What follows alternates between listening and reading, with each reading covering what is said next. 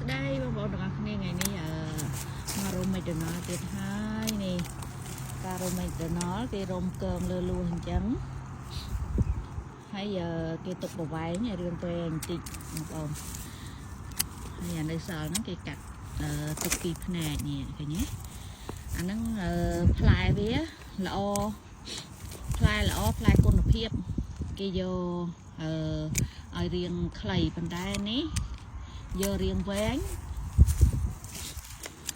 ដើម្បីអីយកផ្លែច្រើនតិច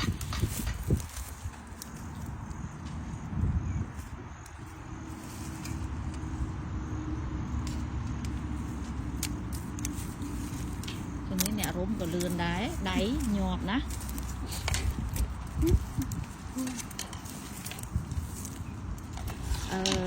យើងត្រូវដាក់ក្នុងលួសចឹងទៅដើម្បីអីកុំឲ្យវាប៉ោង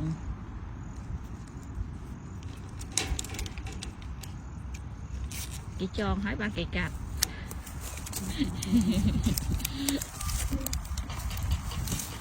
អូលឿនណាស់